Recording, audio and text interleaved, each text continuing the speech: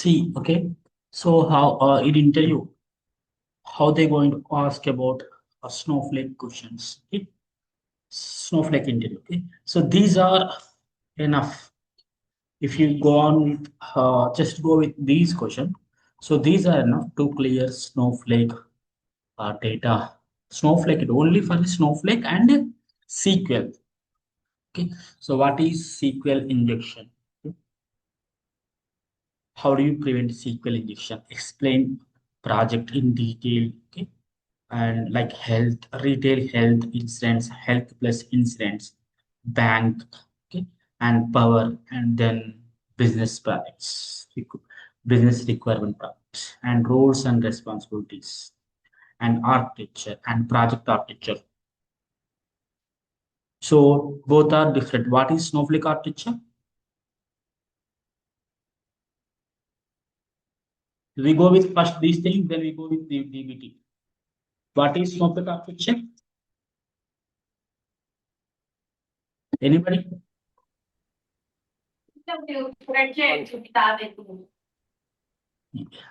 Snowflake architecture consists of three layers. Yeah.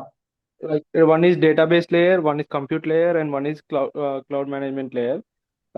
In database layer, we store the data, and we whatever the data we get, it will be stored in the database area.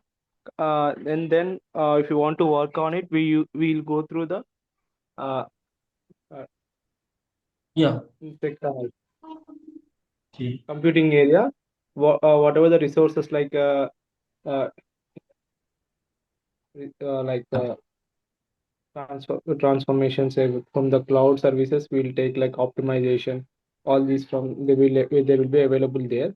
And we have like a will there will be medallion structure also, which includes in this architecture, like to clean the data and to insert in like when we get the data from external cloud service to the Snowflake, we'll follow the medallion structure. Okay. So what is Snowflake project architecture? Sorry, what is project architecture? Yeah, actually, the Snowflake. Yeah. So in Snowflake project architecture, we have a source system. So it is AWS or Azure or GCP. It's like a data external stages. When we have a data in external stages, and we used to load using a Snowpipe. And once that data load into a Snowpipe, the Snowflake we can use a transformation using a DBT tool, and we create in DBT DBT models, intermediate model, Yeah. stage model, intermediate model, final uh, data mod layer. The data mod layer it's used to generate a report by the business analyst team. Okay. So this is the Snowflake project architecture. How data stores in Snowflake? Have you worked with the indexes in Snowflake? And how is indexes supports in the Snowflake and how data stores in the No, Snowflake? What are the micro-partition? Explain anybody. um, Snowflake doesn't follow indexing. It's followed by a traditional database, but in Snowflake, it used by a micro-partitions. So all the table data stored as each chunk of unit called a micro-partition. Each micro-partition having a 50 to 500 MB of size. It's stored data as a columnar format. Each micro-partition having about the metadata. So each micro-partition have about the metadata related information like min, max values. So when we run a query, it will go to the micro partition and return the result. Okay. Then cluster key about cluster key. Cluster key, yeah. So cluster key is a one or more column in a Snowflake table.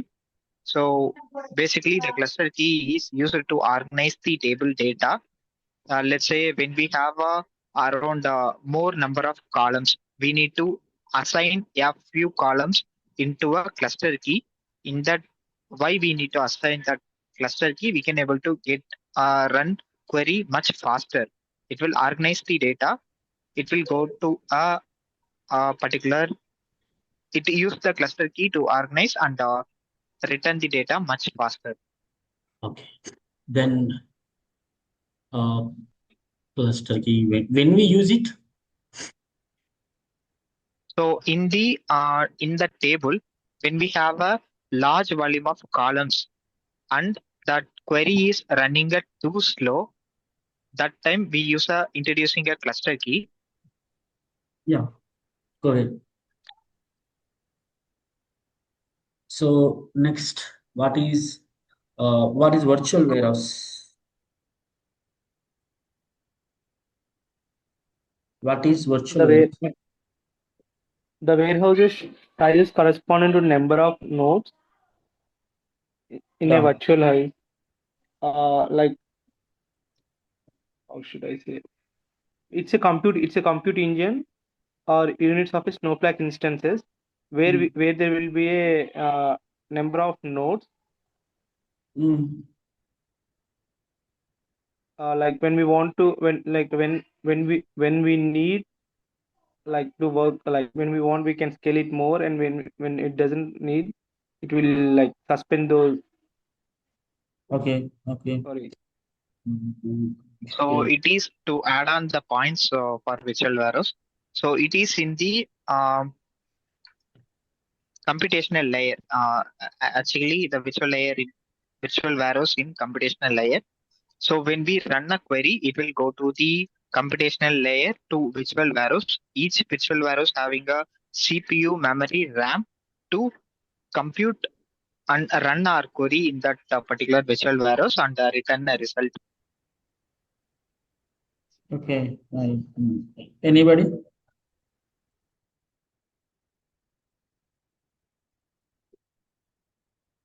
Anybody? Okay. Cluster key when we use it virtual warehouse. Vertical scaling. What is scale up and scale down?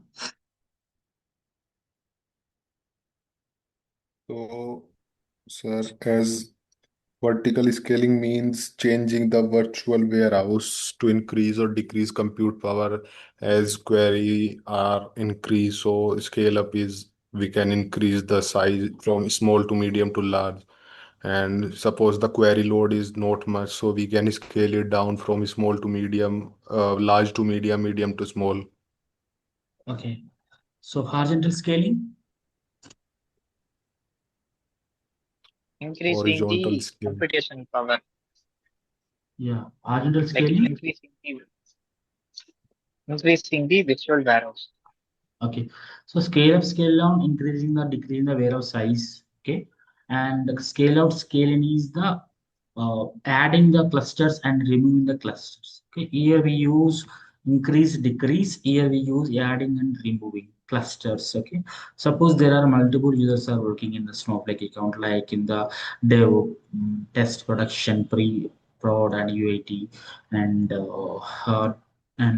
different layers. Okay, and data processing like analytics and transformations happening in the dbt, loading the data to Snowflake, and we are writing some processes in the Snowflake and incremental in the dbt as well as in the Snowflake, snapshots in the dbt as well as the historical data. See type 2 in the type 1, type 2, and in the Snowflake.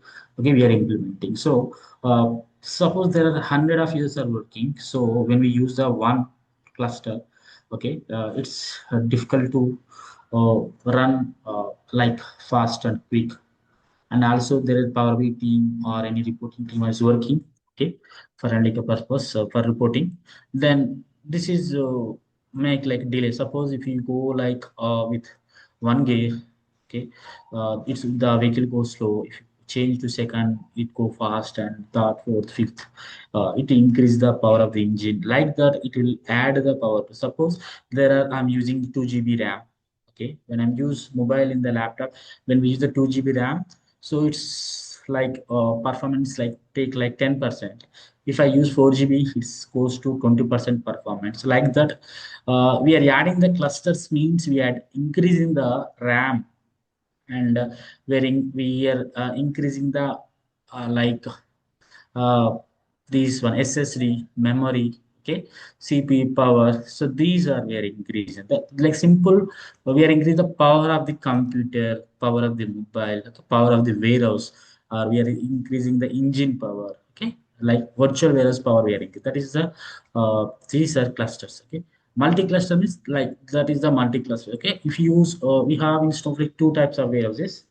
Okay, there is one is single cluster warehouse and multi-cluster warehouse. Single cluster means only one cluster. Okay, but multi-cluster more than one clusters. But in idle mode, okay, ideal idle mode, like there is no work, so must Snowflake uses the one clusters. But as per the work mode, it goes to 1, 2, 2, 3, 4, 5, 6, 7, 8, 9, 10 up to. Okay, there we can find like automatic clusters. Okay, we can, yeah. Okay, as per the there are 100, 150 users are working. Now it goes to add the clusters. If there is no work, only one user working, only few or only minimum queries are running, then we go with only one single cluster. Okay. So zero copy cloning is for the backup the data. Okay, this is for the backup, okay, data.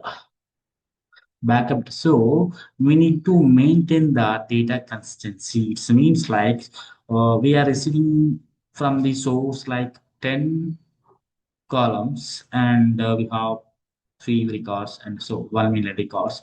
Then final when we are giving to client, so we need to maintain the 10 columns, so without any missing column. Okay, so that is data consistency, and for that we're going to back up the data. Suppose if you want to back up the data on premises, you need to buy the hard disk. Suppose we don't buy the hard disk, suppose if anything is corrupted, so we won't lose the data. Even when while receiving data from S2 Snowflake, after loading, we use purg equal to true. It's deletes the file in the S3 bucket, then we lost the data. Suppose the source or the from we are receiving, after sending to data to us, it's going to delete that file in the source systems. Then if we lost data because of any uh, like corrupted drive, then big loss. So that's why we are not using on premises, because I would take the cost right to buy the hard disk. We not going to have 1 million, 10 million, or even 1 billion. Because the number of billions we going to have the data, the 3 billion, 4 billion.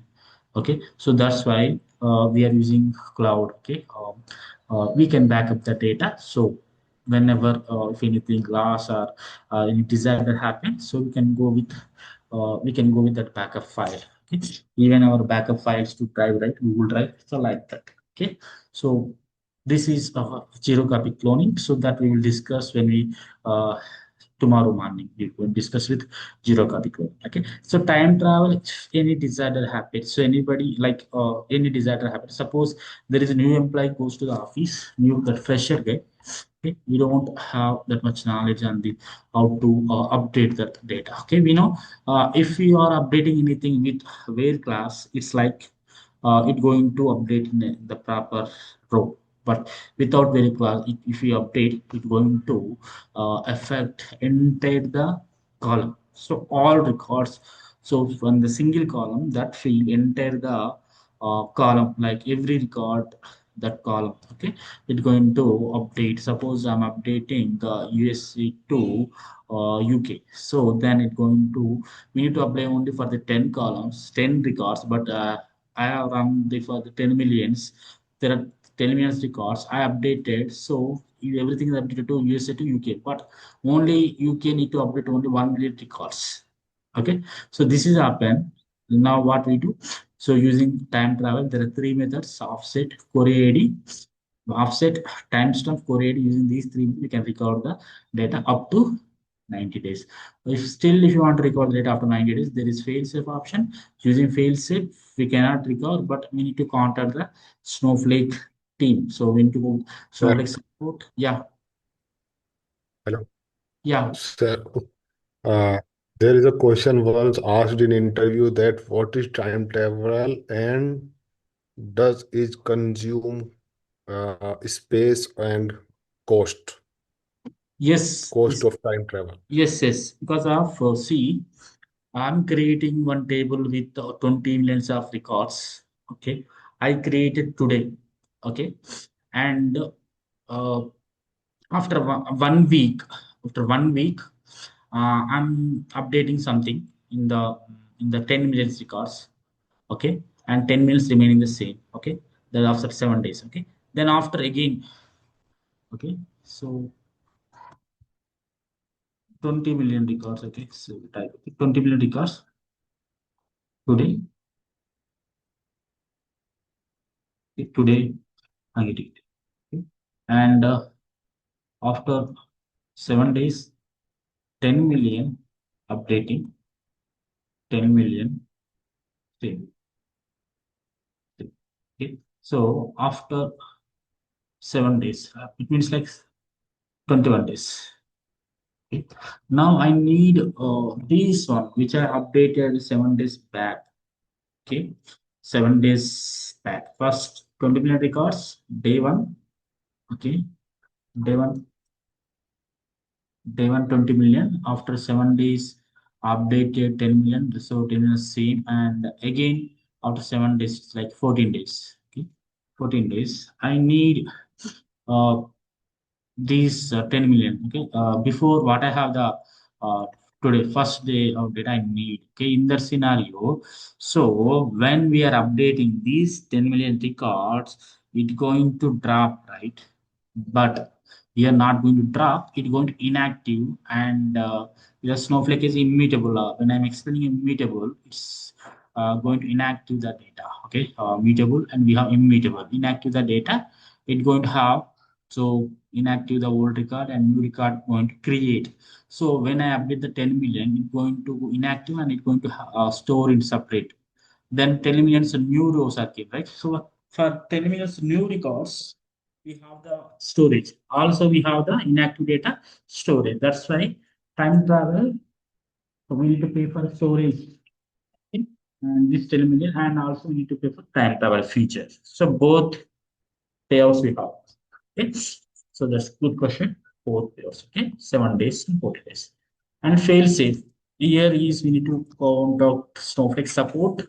There will be customer care of Snowflake company. Then after they inform to the Snowflake engineers who are working in the Snowflake company. Then we need discussion. Architect or admin going to. So most of the time admin going to discuss as per the desired range, like so one, if you take like scale, this is range 1 to 10, so 3 or 4 range, it will, they can recover. They're going to create separate database schema, and they will recover. For us it will take hardly like 3 hours, but we decide is like 10 scale 10, so it will take 3 days, 4 days, or 11 days, depends. So, but when they are providing data, they're going to create separate database and schema and tables. They will give them. That is only 7 days. Time travel 90. This is 7. Okay, total. And here we have the permanent and transient temporary tables. But by default, if you create any table, that is permanent, and transient is for every time. Most of the time, we create the transient table. So both are same, permanent, transient, but for the transient table, we do not have the time travel feature. Okay. And temporary tables session based. This means like, so if you want to check anything, just we create, and when we sign out from the account, or if you are close the session, it's going to drop. Okay. And the time travel and field safe for these table, permanent 90 days and 7 days field safe. Transit only 1 day time travel, no field safe. And as well as temporary only 1 day time travel, no fields. Okay. So stage, so it is temporary, holds the data. So we have internal stages and external stages. Internal stages, user, table, name internal stage. External, S3, blob, GCS. Okay, these are external. We have cloud providers S3, AWS 3, AWS 2014, Azure 2018, and GCP 2019. So copy command to load the data. So how you handle it? So we're going to create separate error table, and using last job ID, we're going to load the data. And what is a Snowpipe? So this for the to load the data continuously. Okay, how does Snowpipe load Auto the? ingestion. Yeah, ingestion. So for the live data, continuous data, we use the pipe. Okay, so like it's like water flow. When you have data or water in the tank, it flows right continuously like that. So that is a serverless. Okay, how does Snowpipe load continuous load pages? That we'll discuss next. Troubleshooting. Okay, to this incremental, like to, so every day we going to receive data again and again data, right? Today 100 records, tomorrow 100, and third day any updates in the world and new data 100 records like that. So that is incremental. We use streams, met statement, tasks. In Snowflake, increment there is metallization increment we use. Cron we discussed like for scheduling, and CDC, that is this process we need to change data cap. If anything changes in the source table, the stream table going to capture and loads into the target table. And procedures, functions, with the different functions we need to write. Okay, so we have the dynamic tables. It's like a mentalized. They going to ask question. Okay, difference between dynamic tables. Sorry, difference between weave and metallization weaves, and also secure weaves, and difference between metallization weaves and dynamic tables, as a difference between dynamic tables and streams. And what is the finally difference between like metallization weave and dynamic tables and streams? Okay, these iceberg tables. So we don't load data into the Snowflake. So we will, when we have data in the S3, we're going to access like that same external tables. So weaves are, these are the weaves. Okay, standard and metallized, secure and secure metallized. And RBAC full form like a role-based access control. See, role-based access control. Suppose I'm manager, Analyst, some other guy. Okay, so suppose there is any like SSN number, social security number, like Aadhaar card in India, it's Aadhaar card like in the USA. That is sensitive data, right? So we don't share with everywhere. Suppose think like SSN is so 1, 2, 3, 4, 5, 6, 7, 8. So this is visible to so that manager completely can see it. But so Analyst, how can you going to see? And you going to see like this. Okay, Analyst, and there is user, another any other user going to see like this. Okay, it's like hide mask data. Mask data you're going to see. It means sensitive data, right? So manager can see complete, full, manager full, this partial, complete hide. Okay, this full hide. So this is how. Okay, so here we have the users, roles, and privileges. Okay, so both think like in the team we have the 8 members, 8 users. So your team numbers are 8 members. Okay, so I'm the Mari. I'm doing like data loading is Snowflake, and there is other guy. Madhu is connected with the debit and is doing the sorry, he's writing the procedures. There is another guy writing the UDF, other guy directly cleaning the data. So there are different.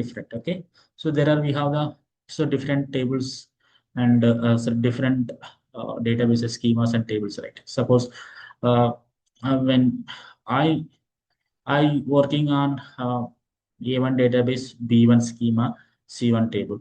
Okay, so I need to have the access on that A1 database, B1 schema, C1 table. Okay, here what for that I have the username, so Mari 1234678 password, and role. My role is like so there is first with privileges. Privileges is like nothing but like select, insert, update, all usage. These are select. Okay, and ownership. Okay, so suppose I need these in the role we're going to put role means work funny. In the role we're going to put these privileges. Suppose A1 database on B1 schema C1 table, we're going to put, they can select that database schema and tables like that. So insert, delete, update, drop. Okay, and after that we're going to assign that role to user. It means, so think like, so we are doing anything. Suppose we are painting the apartment. Okay, you paint first floor, in washroom, in kitchen, in okay, guard room. Okay, so you paint those places. So that is work roles. Privileges is like painting in the privileges. Okay, you can paint and you can clean and you can wash. Privileges. So we are privileges given to the role, and role we are assigned to the user like that. So like that works. So we have different user to have different. Okay, suppose any new user, any new employee goes to office, so we going to have the username. and for him we're going to create the role, and role we're going to assign to him, and privileges we're going to give as per the work requirement database schema tables. We're going to give on those database, we're going to give privileges, and we are assigning that role to user like that. Okay, so single user can have the multiple roles, and single role can have the multiple users. Okay? So Snowflake row level security conversations, because see why many companies or many are using Snowflake means, in Snowflake we can uh, like maintain the data security level, the row level and the other column level. The row level we know row by row, okay, that like manager SSN, and column level is suppose mm, it's like so that is column level, the SSN, and row level means suppose there are different departments, HR, okay, and customers, and some other team ABC departments. So when A run the queries, A related to A person run the queries, okay, so it need to see only for the details of A. You cannot see the details of B and C like that. B like that C. Okay, this is like row level security. Column level we discussed like SSL. So how we going to mask the data? That is masking policies. Okay, those are row level security masking policy, column level security masking policy. But this is the dynamic. So that's why many are using dynamic, the row level and column level. So in some others, in other ETC, we have only row level, or sorry, column level or row level.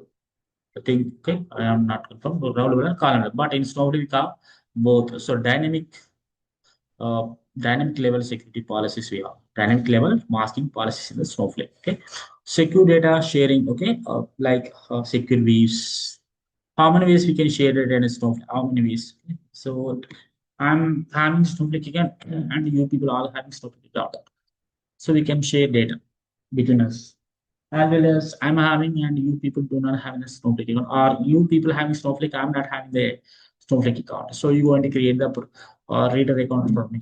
Okay? And you are a provider, I'm the consumer. So that's second. And third one is the Snowflake marketplace. If it's business people share the data. Okay, companies and business people. Partner connect with other two like DBT. Yesterday we have done DBT, right? That is the partner connect. And the Snowflake support indexes why not? Why not? Okay, so we not supports why, because of we have micro partitions. So those are like instead of it will handle with everything the Snowflake. So we no need to create partitions. Okay, that's file format. What are the file format does Snowflake support? Anybody?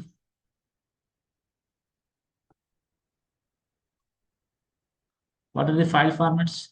JSON, Yeah, JSON, Avro, Parquet, yeah, good.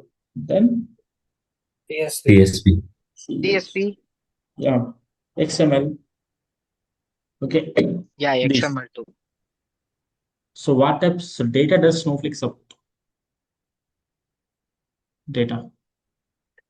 I'm having you see it. Structured, unstructured, semi-structured, Okay. this type of data supported in the Snowflake. Structure example. Structure example. Structure, for example, it's a CSV data, Semi-structure or like Excel file. semi-structure. Semi-structure, it's kind of a, yeah, it's a kind of a JSON data, JSON data or JSON, nested JSON data. Okay. Then unstructured. Unstructured, it's a kind of like uh, Training data. Audio and don't video. have. No. Okay. Fine, fine. No worries. Okay. Here, unstructured is like audio, video, images, PDF, other files. So we Okay. cannot load these files into the Snowflake. But when we have these data into the in the Snowflake Madhu, on your the voice is a bit low. okay, sorry, one Hello? second. Yeah, 1 second. I have water. Yeah, sure, sure, sure.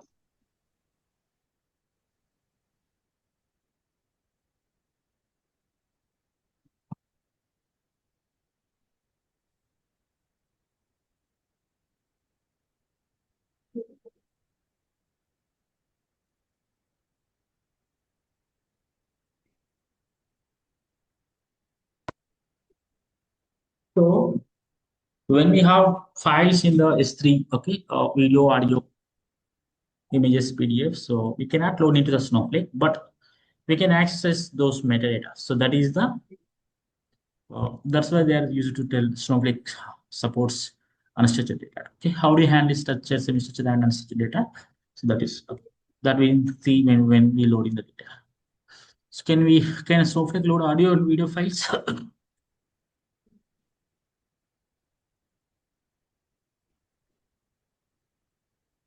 Can Snowflake load audio and video files?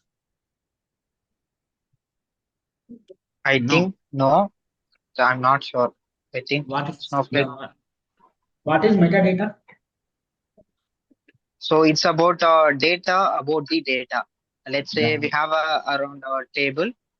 In the table, we can able to easily find the min, max, average values. So this is about data about the data. So that's called it's a metadata. Okay. What are those like row number? Okay. Null values. Sorry, Madhu, I'm not able to hear you. Row number, null values. Okay, and distinct values, min and max values. Okay, those are BTC. What is late arriving data? How do you handle it? So that we will discuss, okay, in later sessions. Okay, a query took 2 minutes before, but now takes 20 minutes. How do you handle? How do you troubleshoot it? So this is very important. So every First, time, we can check with the table size. The yeah, most common issue will be facing with the increasing the tables. Let's say when we work with a dev environment, we have a very few data, but it will go to the production, already have some data. So additional data, it will take some additional computation power. So that's why the query gets getting some more time. First, we analyze the data size. Then we can what is the reason for based on that? that What is the reason for that? What is the reason? the reason. So it For the having a internet more data giants. means it will scan more data. So that's why. Reason maybe like data increase where we are getting new Yeah, data. Okay, that's so. exactly. What challenges do you face in your project?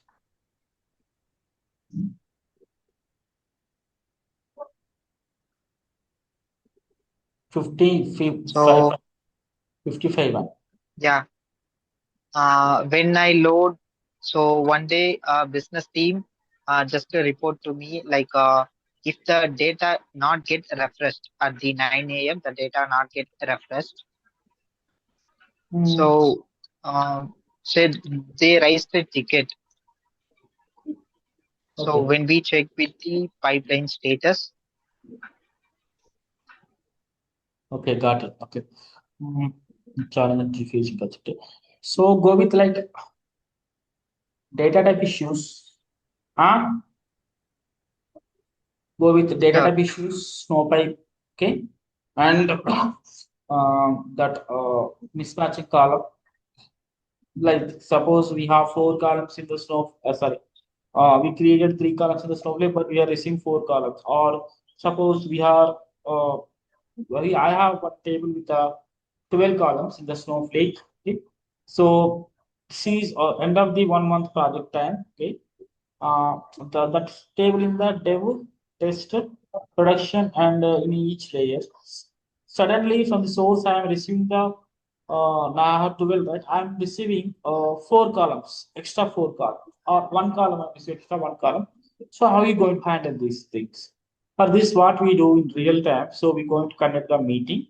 Everyone going to discuss, and because suppose the start for first person, if he changes anything, it will reflect entire in the Snowflake and as well as in the DBT and in the every environment, right? So this is not good. So we need to have the meeting, proper meeting, discuss. It will take 2 days, for 24 to 48 hours. Okay, as per the requirement, we need to add that column everywhere using procedure. Okay, and challenges.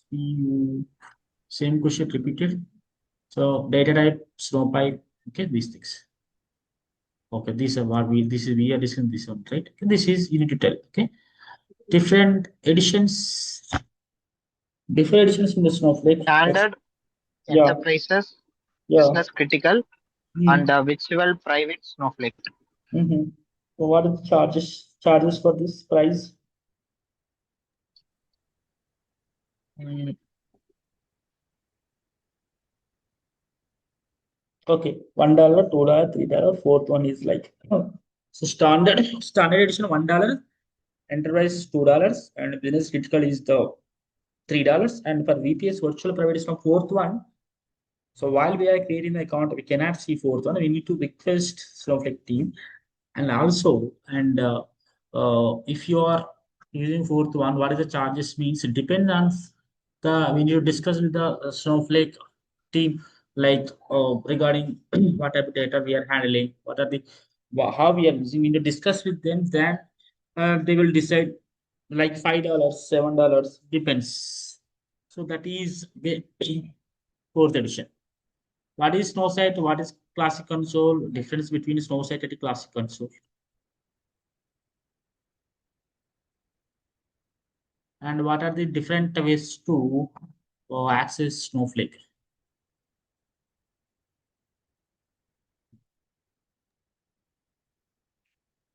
SnowSQL and Python. No, not Python. So classic console disable for trial account. Classic console is the so when the Snowflake started, we used to work in the classic console. That is yeah, like that worksheet. Snowsite is modern site, okay, but difference means of that is first one. This is new one like that. First one, second one. Classic is good for queries and Snowsite is good for modern data. Okay. What are the different ways to access the Snowflake? Is like SnowSQL through command line, command prompt installed. Okay, and classic console and Snowsite. Why should we use Snowflake? Anybody? So there is only one minute. Rejoin everyone with the same link. Rejoin everyone with the same link. Rejoin everyone with the same link.